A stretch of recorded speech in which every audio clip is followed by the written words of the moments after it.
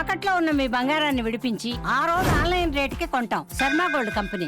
నమస్తే, welcome to Suman TV. నేను పద్మిని. ప్రస్తుతంతో పాటు ప్రముఖ ఆధ్యాత్మికవేత్త, సూర్య ఉపాసకులు, sun spiritual society founder Vikramaditya గారు మనతో పాటు ఉన్నారు. మాట్లాడదాం సార్. నమస్తే సార్. సూర్యోస్మి తల్లి. సార్, 19వ తారీఖు శుక్రవారం మార్గశీర్ష అమావాస్య, వకుళ అమావాస్యగా పిలువబడేటటువంటి ఈ అమావాస్య శుక్రవారంతో కూడి వస్తుంది. ఏంటి సార్, అప్పుడే మార్గశీర్ష మాసం అయిపోయింది. ఏంటి పరుగులెట్ట, నేను చెప్తూనే ఉన్నా, వాళ్ళు చూస్తూనే ఉన్నారు, పోతూనే ఉన్నాయి రోజులు. శతాబ్ది ఎక్స్ప్రెస్ కాలానికి తొందర ఎక్కువైందమ్మా. అదే కదా, శతాబ్ది ఎక్స్ప్రెస్ కి లాగా ఏమిటి ఫాస్ట్, అసలు ఫాస్ట్ యుగం. చాలా ఫాస్ట్ గా, అంటే మనం ప్రకృతిని గమనించండి. మనకట్లా అనిపిస్తుందా, నిజంగా జరుగుతుందా? నిజం అంటే ఒకటి, కష్టాల్లోనూ బాధల్లోనూ ఉన్నప్పుడు సమయం చాలా నిదానంగా వెళ్తుంది. మీకు రోజులు స్పీడ్ గా కదులుతున్నాయని అనిపించింది అంటే మీరు చాలా హ్యాపీగా ఉన్నారు ఉన్నారని అర్థమా? అంతే. ఓకే, అప్పుడు అయిపోయిందా? మనం ఒక మంచి సినిమాకి వెళ్ళాం అనుకోండి, మంచి సినిమా అప్పుడు అయిపోయిందా అనిపిస్తుంది, కానీ 2.5 గంటలే ఉంటుంది అది. అదే ఒక బోర్ కొట్టే సినిమాకి వెళ్ళారు, ఇంకా అవ్వలేదేంటి, ఇంటర్వెల్ రాలేదేంటి అని చూసుకుంటాం. స్టార్ట్ అయ్యి 15 నిమిషాలు అవుతుంది. బాగా చెప్పారు, కరెక్ట్ గా అర్థమైంది. ఇప్పుడు దాన్ని మనం అనలైజ్ చేసుకోండి. ఒక అంటే డైమెన్షన్, మనిషి మనం మన శరీరంలో చక్రాల్లో ఉంటాం, మూలాధారంలో ఉన్నప్పుడు ఆ స్పీడ్ అందుకుంటూ ఉంటుంది. అంటే లోయర్ ఎమోషన్స్ మనకు స్పీడ్గా ఉన్నప్పుడు ఒకలా ఉంటాం.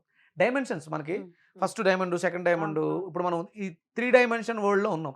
నాకు 3 కోణాల్లో మీరు కనిపిస్తూ ఉంటారు. 4th డైమెన్షన్కి వెళ్ళినప్పుడు మన ఆలోచన విధానం నెక్స్ట్ లెవెల్లో ఉంటుంది. అసలు ఆ డైమెన్షన్ లోకి వెళ్ళటం అనేది జరుగుతుందా, సాధనతో అవుతుందా? అదే సాధన. ఇప్పుడు 7th డైమెన్షన్ వరకు కూడా వెళ్తున్నారు అనేది వింటున్నా, నిజమేనా? శ్రీకృష్ణ పరమాత్మ 11th డైమెన్షన్ లో ఉన్నాడు. ఎక్కడ? అదే చివరిది, అది 11th డైమెన్షన్. ఆ తర్వాత ఇంకొండేది ఇంకొకటే, 12th డైమెన్షన్. ఉన్నాయి, అంతే అవాస్తవం కాదు, సాధకులకి సాధ్యం. ఇప్పుడు నీ బిడ్డ ఉంటాడమ్మా, పుట్టడానికి ముందు ఆయన ఏ డైమెన్షన్ లో ఉంటాడు? ఒక డైమెన్షన్, 1 డైమెన్షన్ లో ఉంటాడు. పెరిగే కొద్ది డైమెన్షన్స్ మారి కదలికలు వస్తుంది. తర్వాత బయటకు వచ్చిన తర్వాత 3 డైమెన్షన్ లోకి వస్తాడు.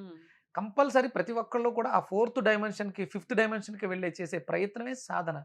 అతీంద్రియ శక్తులు మనం చేసేటువంటి పనులు. ఈ డైమెన్షన్ మారితే ఆ శక్తులు రావడం, సిద్ధులు రావడం అనేది ఉంటుంది. కాలాన్ని కూడా నియంత్రించవచ్చు, కాలాన్ని స్పీడ్గా గడపవచ్చు. ఆ డైమెన్షన్స్ లోకి వెళ్ళిన తర్వాత బయటకు వస్తే మనం అక్కడ ఉన్నది ఒక్క రోజే ఉంటుంది, కానీ బయట వస్తే ఒక నెల 2 నెలలు అయిపోయినట్టు ఉంటుంది. వేరియేషన్ ఆ డైమెన్షన్ అది అంత, అంటే అది అంతా కూడా సాధన వల్ల సాధ్యం అవుతూ ఉంటుంది. బిడ్డ అన్నారు కాబట్టి నా కొడుకు పుట్టి అప్పుడే 1 year అయిపోతుంది. ఏమంటారు, టక టక టక టక టక అయిపోతున్నాయి. చూడంటే నువ్వు తనతో ఆ ఆనందంలో ఉన్నావు కాబట్టి. అదే తనకు ఒంట్లో బాగాలేదు, హాస్పిటల్ చుట్టూ తిరుగుతున్నాం, ఆ రోజులు చాలా బరువుగా భారంగా ఉంటాయి కదా. నాకు 2022 October, November, December, 2023 October, November, December చాలా నిదానంగా జరిగినాయి. అంటే రోజు ఎప్పుడు గడుస్తుందా?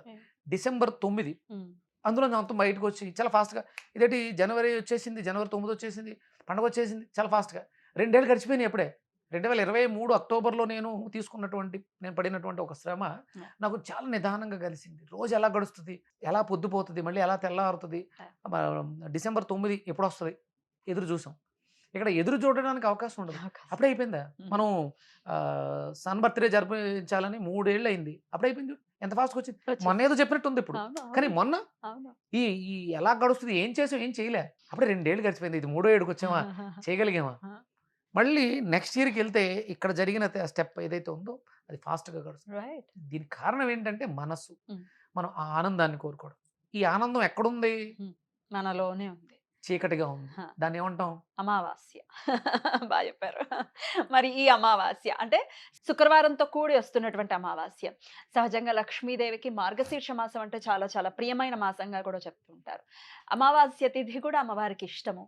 మరి ఇలా మరి ఈ అమావాస్యని ప్రత్యేకంగా అమ్మవారి ఆరాధనకి వినియోగించుకోవచ్చా? అమ్మవారి ఆరాధనకు ఉపయోగించుకోవడం కోసమేనమ్మా ఇదంతా చేసేది. సాధకులందరూ కూడా అంటే ప్రత్యేకమైనటువంటి దినాలు, అమావాస్య, పౌర్ణమి తిథులు సాధనకి అద్భుతమైనటువంటి, ఎలా అంటే ప్రకృతిలో ఉండేటువంటి మార్పులను గమనించే ఆ తిథులకి ఆ పేర్లు పెట్టడం జరిగింది. పాడ్యమి తిథి, పందైన కదలదు అంటుంటారు. అవునా? పాడ్యం పూట పందైన కదలదు అంటే ఏ పనులు చెయ్యొద్దు, పనులు నిదానంగా, అంటే పందే నిదానంగా కదలదు, అదే కదలదంటే అదని అర్థం. అవును, పాడ్యమి జాడ్యమి అని, అమావాస్య తర్వాత వచ్చే పాడ్యమిని జాడ్యం కింద. అలా అంటే అమావాస్య అనగానే నిగూఢంగా ఉన్నటువంటి శక్తులను అంటే మనం ఎంతో కష్టపడుతున్నాం. ఒక్క రూపాయి రావట్లే. లేదా ఒక్క రూపాయి నిలబడట్లే. అది ఎలా తెలుస్తుంది అంటే మనం జీవితంలో ఎదుర్కొంటున్నటువంటి కష్టాలే. రైట్. చీకట్లో ఉన్నాయి ఇవన్నీ కూడా. రాళ్ళేస్తున్నాం అంతే రావట్లే.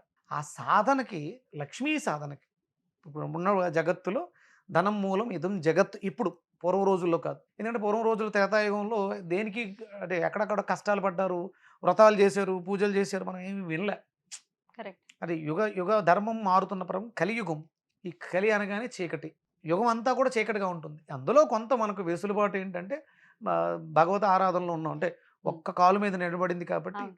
అది మనల్ని కొంత వెలుగు వైపు నడిపిస్తుంది. అసలు స్మరణతోటే మనం పునీతులం అవ్వచ్చని, లేకపోతే మోక్షం వైపుకు వెళ్ళొచ్చు అనేది కలియుగంలో ఉన్నటువంటి వెసులుబాటు. చాలా అద్భుతం. సంసారిగా ఉంటూ పాజిటివ్ యాంగిల్ ఆఫ్ దిస్ ఆ.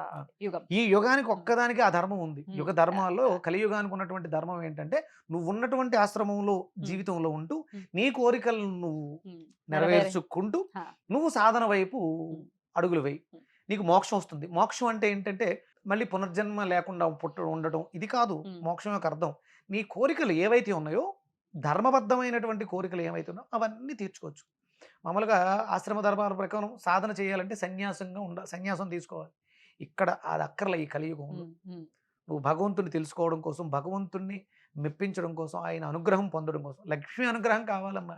వెంకటేశ్వర స్వామి కలియుగ ప్రారంభంలో ఎంత తపస్సు చేశారో తెలుసా పద్మావతి కోసం. ఎత్తుక్కుంటూ తిరిగాడు ఆయన. చివరికి అంటే ఆయన దగ్గర ఏమీ లేదు. కుబేరుడు వచ్చి అప్పిస్తే తప్ప పిల్లనివ్వనన్నారు ఆయన. ఎంత తాపత్రయపడి ఉంటాడు. ఏం చేశాడు ఆయన సాధన? సూర్య ఆరాధన. అంటే అమావాస్య చీకట్లను తొలగించేది ఎవరు? సూర్యుడే. అందుకని అమావాస్య అంటే ఇక్కడ లక్ష్మిగా మనం మాట్లాడుకుంటున్నాం. మన లక్ష్యము, లక్ష్మి అంటే మన లక్ష్యము, మన టార్గెట్. మనకి జీవితానికి ఒక టార్గెట్ అంటూ పెట్టుకోవాలి. 3 ఏళ్ల క్రితం పెట్టుకున్నాను, సూర్యుడి పుట్టినరోజు చెయ్యాలి చేస్తున్నారు గ్రాండ్గా. మామూలుగా నేను చేస్తే ఏదో కేక్ తెచ్చి కట్ చేసి ఏదో చేస్తాం. ఇప్పుడు కూడా అదే చేస్తున్నాం. సుమారు ఒక 50-60 కేజీల పరమాన్నాన్ని ఉండి కేకుగా పెడుతున్నాం. ఆయన పరమాణం అంటే ఇష్టం అలా. అంటే పరమాణం గురించి మాట్లాడడం కోసం చెప్పేదంతా. లక్ష్మీదేవికి పరమాణం అంటే ఇష్టం.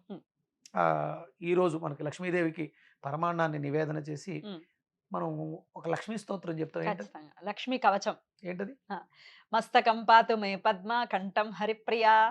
నా మస్తకంలో నువ్వు కొలువై ఉండి నా మస్తకాన్ని నీ కంట్రోల్లో, నీ ఆధీనంలో ఉంచుకోదని అర్థం. మస్తకం పాతుమే పద్మ కంఠం హరిప్రియ. మస్తకంలోను నా కంఠంలో కూడా నువ్వే ఉండు. అంటే కవచంలా ధరిస్తున్నాం. అందులో వర్ణించిన మనం ఆ శ్లోకం అంటే మొన్నటిదాకా నాకు అర్థం తెలియదు. ఇప్పుడు సంస్కృతం నేర్చుకుంటున్నాను కాబట్టి మొన్నే దాని మీద విశ్లేషణ చేసాం. మస్తకం పాతుమే పద్మాకంఠం హరిప్రియ, నాసికాం పాతుమే లక్ష్మీ కరుణ. ముక్కులో లక్ష్మి కరుణ చూపించే విధంగా ఉంటుంది. అంటే ఉచ్ఛ్వాస నిశ్వాసంలో కూడా నువ్వే ఉంటావు, నువ్వే ఆధీనమై ఉండు. నాసికాం పాతుమే లక్ష్మీ కరుణాపాతు లోచనం కేశాన్ కేశవ కాంతాచ కపాలం కరుణాలయ. నా కేశములలో సర్వము నువ్వే. లక్ష్మిని మనం కవచంగా ధరించేస్తున్నాం. లక్ష్మికి లోటే ఉందమ్మా. మీరు ప్రారంభంలో చూశారు కదా, మనం ఇది ప్రారంభించినప్పుడు, మనం ఈ లక్ష్మీ కవచాన్ని ప్రారంభించినప్పుడు మీరు చూశారు కదా, నా ఆర్థిక పరిస్థితి మీకు తెలుసు కదా, ఇప్పుడు కూడా ఆర్థిక పరిస్థితి తెలుసు కదా. మోంతా తుఫాన్ వస్తే ఎవరు ముందుకు వస్తారంటే నేను ముందుకు వచ్చాను. నేను ఎవరిని ఏమి అడగకుండా మోంతా తుఫాన్కి నేను ఖర్చు పెట్టగలిగాను. హోమం చేసి దాన్ని మాఘమాసం వస్తుందంటే ఎవరైనా వస్తే మాఘమాసం సౌర్యాగం చెయ్యాలి అని అనుకునేవాడిని. ఇప్పుడు నేనే మొదట అడిగేస్తాను, నేను చేయగలను. ఆ స్థితికి నన్ను లక్ష్మీ కవచం నేను బాగా చదివానమ్మా. రోజుకి నేను 108 చదివేవాడిని. 50 చదివినప్పుడు దానికి తగ్గ ప్రతిఫలాన్ని పొందాను. 108 నేను చూశానమ్మా, నేను సిద్ధించుకున్నాను. ఇప్పుడు చదవట్లా, నాకు తెలుసు చదివితే ఏమవుతుందో కూడా నాకు ఆశ లేదు. నేను చదవట్లేదు. అంటే ఒకసారి చదువుతున్నాను, భవానీ గారు చదువుకుంటారు, నేను హోమం చేస్తాను. ప్రతినిత్యం కూడా హోమం చేస్తాను. నేను చదివిన రోజు ఈ రోజు 108 చదివాను, దానికి తగ్గ ఆ ఫలితాలను పొందాను. చెప్పండి, 108 చదివితే ఎట్లాంటి ఫలితం వచ్చాయి మీకు? మీ అనుభవాలు చెప్పండి, 1-2. నేను సింపుల్ అమ్మా, అలా వెళ్ళి ఇలా వస్తే 25,000 50,000 అలా వచ్చేసేది ఒక్క రోజులో, ఒక గంటకి. దిష్టి తగులుతుంది అంటారు, అది చెప్పొద్దు అంటారు, కానీ నాకేం ఇబ్బంది ఏమీ లేదు. నేనేమి అనాయాచితంగా ఆలోచించలేను. ఎప్పుడు ఎవరిని అడగను. నేను వెళ్ళి ఒక పని చేసి వచ్చేసేవాడిని. వాళ్ళు ఒక కవర్ ఇచ్చేవారు. ఆ కవర్లో వచ్చిన తర్వాత చూస్తే నాది చాలా తక్కువ, నా ఎక్స్పెక్టేషన్స్ గట్టిగా ఉంటే ఒక 5,000 ఉండాలి అనుకునేవాడిని. కానీ అది 25,000 30,000 50,000 రోజుకి 50,000 తీసుకున్న రోజులు కూడా ఉన్నాయి. లక్ష్మీ కవచం చదివిన రోజు అలా సుమారు 7-8 రోజులు వెళ్తున్నాను. అసలు అంత ఇన్స్టెంట్ గా ఫలితం రావటం అనేది చూస్తారు అమ్మా ఇప్పుడు నేను అంటే ఏదన్నా హోమం చేస్తే ఫలితం ఎప్పుడు వస్తుంది చెప్పు? వెంటనే. కాదు అంటే ఉమ్, మామూలుగా ఉమ్, ఈ చండీ చేయించుకోండి ఉమ్, మీకున్న దోషాలు పోయి ఫలితం వాళ్ళు అడుగుతారుగా. ఉమ్. అంటే ఇప్పుడు హోమం ఎన్నాళ్ళలో చేయించుకోండి వస్తుంది? ఎన్నాళ్ళలో లోపు రావచ్చు. జనరల్ గా ఒక 40 days అనేది టైం పెడతారు. ఇప్పుడు మరి మోంతా తుఫాన్ వచ్చింది మనకి. ఉమ్, మోంతా తుఫాన్కి నేను 27వ తారీఖు యజ్ఞం చేయాలి, ఉమ్, చేశాను. ఉమ్. దాని రిజల్ట్ ఎప్పుడు వస్తుంది? యాక్చువల్ గా అయితే 48 డేస్కి వచ్చింది అనుకో, ఈ లోపల తుఫాన్ వచ్చేసి తుడిసేసి వెళ్ళిపోద్ది. అయిపోతుంది. కుదరదు. ఉమ్. ఈ వెంటనే Immediate గా కదా రావాలి. 27వ తారీఖు మొదలు పెట్టిన గంటకి వెళ్ళి దాన్ని డైవర్షన్ చేసిందంటే నేను చేసింది కరెక్ట్. మీకు రిజల్ట్స్ 40 రోజులు పడతాయి, 21 రోజు పడుతుంది అంటే మీరు చేసిన హోమం కరెక్ట్ కాదు. ఇవాళ చేస్తే రేపు రిజల్ట్ చూడాలి. అది పర్ఫెక్ట్ కొలతలతో ప్రమాణాలతో 1:2:3 యజ్ఞం ప్రమాణాలతో చేసేటువంటి యజ్ఞం. ఉమ్. యజ్ఞం గచ్చ స్వాహ, యజ్ఞం గచ్చ స్వాహ అంటే మేము మోంతా తుఫాను అతివృష్టి నివారణకు చేసినటువంటి అది తీసుకెళ్లి సముద్రంలోనికి వెనక్కి గంటే వెనక్కి గంటే వెనక్కి గంటే అని అగ్నిదేవుడికి చెప్తున్నాం నివేదనిస్తూ. ఆయన తీసుకెళ్ళి అలాగే గంటేసాడు దాన్ని సముద్రం, కాకినాడ వైపు వస్తున్న దాన్ని. అమేజింగ్. సో అట్లా వెంటనే రిజల్ట్ అనేది ఉంటుంది. లక్ష్మీ కవచానికి కూడా అంతే. అమేజింగ్. ఒకసారి చదివి వినిపించండి సార్. అంటే కొత్తగా చూసిన వాళ్ళకి ఉపయోగపడుతుంది. తప్పకుండా చెప్పండి తప్పకుండా. సార్. మస్తకం పాతు మే పద్మాకంఠం హరిప్రియా, నాసికాం పాతు మే లక్ష్మీ కరుణా పాతు లోచనం, కేశాన్ కేశవకాంతా చ కపాలం కరుణాలయ, జగత్ప్రసూగండయుగ్మం స్వాహ పృష్టం సదావతు. ఓం శ్రీం పద్మాలయాయ స్వాహ రక్షః సదావతు. పాతు శ్రీనామం సకాలం బాహుయుగం చ తే నమః. ఓం హ్రీం శ్రీం అక్షయై నమః. పాదౌ పాతు మే సతతం చిరం. ఓం హ్రీం శ్రీం నమః. పద్మాయై స్వాహ సర్వాంగం పాతు మే సదా. ఓం హ్రీం శ్రీం క్లీం మహాలక్ష్మీ స్వాహ మాం పాతు సర్వతః. అద్భుతం. ఒక్క నిమిషం కూడా పట్టదు. చక్కగా చదివితే కదా. 40 40 సెకండ్స్ అంతే 40 seconds. 40 seconds. ఇక మీ మీ ఇష్టం, మీకు ఎంత కావాలనుకుంటే చేసుకున్నంత వాడికి శ్రద్ధలతో, చేసుకున్నంత మహాదేవ అన్నట్టు. నమ్మకంతో హా. శ్రద్ధగా ఆవిడ మస్తకంలో వచ్చింది. మస్తకం పాతుమే పద్మాకంఠం హరిప్రియ. కంఠంలోనూ ఆవిడే ఉంది, మస్తిష్కంలోనూ ఆవిడే ఉంది. మనం అపభ్రంశపు మాటలు మాట్లాడొద్దు, అపభ్రంశపు ఆలోచనలు చెయ్యొద్దు. Right. మీరు ఎప్పుడైతే అలా మారిపోయారో ఆవిడ స్థిరంగా, నేనే మీకు నిదర్శనం. ఇంక ఏం అక్కర్లా. నేను చాలా ఇబ్బందులు పడ్డాను, చూశాను, చేసుకున్నాను. నేను ఏదైతే నా జీవితంలో చేశానో అదే మీతో చెప్తున్నాను. ఖచ్చితంగా. మరి ఇది ఎప్పుడు చేసుకోమంటారు? పొద్దున్న చేసుకోవచ్చు, అమావాస్య కాబట్టి సాయంత్రం కూడా చేయొచ్చు. మార్గశీర్ష మాసం కదా, ఆ. అంటే గురువు గారు సాయంత్రం చేయొద్దని ఇప్పుడు చెప్పినట్టు మనం చదివారు చదివాం. మీరు. కానీ ఇప్పుడు నేను చెప్తున్నాను, ఇది మార్గశీర్ష మాసం అమావాస్య కాబట్టి సాయంత్రం కూడా చేసుకోండి. గురువు గారు ఎవరైతే దీని గురించి అంటే సాయంత్రం చేయొద్దని చెప్పిన గురువు గారికి పాదాభివందనం చేసుకుని, కష్టాలు చాలా దారుణంగా ఉన్నాయి. ఆయన ఉన్న సమయంలో ఇన్ని కష్టాలు లేవు. అందుకని ఒకసారి చదువుకుంటే సరిపోతుందని అనుకున్నారు. అందుకని సాయంత్రం వద్దన్నారు. కానీ అమావాస్యకి, దీపావళి అమావాస్యకి ఒక అవకాశం ఇచ్చారు కాబట్టి గురువు గారిని శరణు వేడి సాయంత్రం కూడా చదువుకుందాం. శివల సుబ్రహ్మణ్యం గురువు గారికి నమస్కారాలు తెలియజేస్తూ, కోపగించకండి, అనుగ్రహించండి, లక్ష్మీ అనుగ్రహం మా మీద ఉండేలా ఆశీర్వదించండి వేడుకొని చదువుకోవచ్చు. తప్పకుండా. చాలా చక్కగా తెలియజేశారు. ఇది చేసుకుని ఖచ్చితంగా లక్ష్మీ అనుగ్రహాన్ని పరిపూర్ణంగా మన వాళ్ళు పొందాలని మనస్ఫూర్తిగా కోరుకుంటూ కృతజ్ఞతలు సార్. నమస్తే. సూర్యోస్మిత. సూర్యోస్మి.